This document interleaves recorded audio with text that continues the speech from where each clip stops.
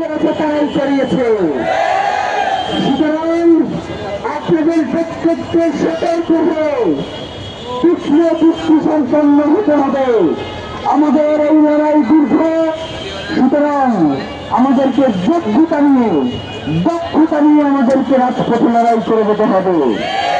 কোন কোথায় কি আমরা জয় ছিল যতক্ষণ পর্যন্ত এই মাঠ টেলিভিশন না আসবে ততক্ষণ পর্যন্ত আমরা কারো কোনো কোথায় কোনো দিকে মিস করবো না। প্রিয় ভাইয়েরা, আমরা এখানে সবাই করে আচরণ নামাজ পড়ব। পিছনে শাহবাগ থানা আছে, সেখানে উদু করবার ব্যবস্থা রয়েছে। আবার জমির দিন আছে, আমরা সবাই শাহবাগে নামাজ আদায় করব। শহীদ উসমান ভাবে এখন প্রতিদিন এই শাহবাগে নামাজ আদায় করেছিল। তিনি এই শাহবাগে নামাজ করেছেন এমন একজন প্রতিদিন এই শাহবাগে আমরা ফজর থেকে ঈশা পর্যন্ত নামাজ আদায় করেছি। এই জমিন এই শাহবাগ শহীদ উসমান হাবিব শাহবাগ। সুতরাং এই জনতা স্বাধীনতাকামী জনতা, তাদেরকে কোনোভাবে বিভ্রান্ত করা যাবে না। আমরা শুধু ওখানে শুধু শহীদ হাজির তার দেখে নেওয়ার জন্য, অন্য কোন উদ্দেশ্য আমাদের নাই।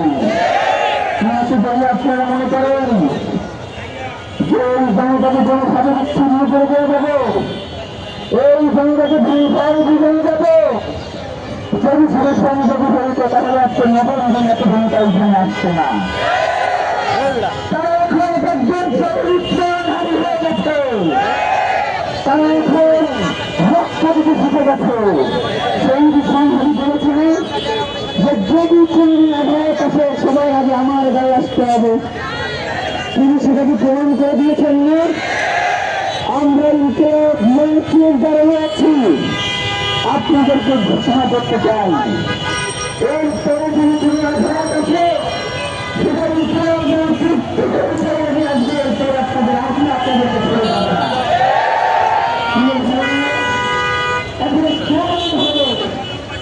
আমরা এই স্লোগানের মাধ্যমে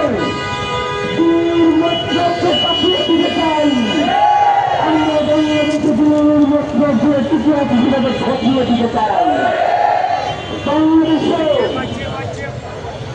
যতগুলো প্রতিষ্ঠান হয়েছে যারা বাংলাদেশ বিরোধী ষড়যন্ত্রে লিপ্ত, আমরা সরকারকে অনুরোধ করতে চাই পিছনে তো অনেকটা দায়িত্ব। আমরা অনুরোধ করতে চাই দ্বিতীয় এইগুলো বন্ধ করে দেন। যদি বন্ধ না করেন তাহলে বাংলাদেশের জনগণ দিয়ে বন্ধ করে দিয়ে আসবে।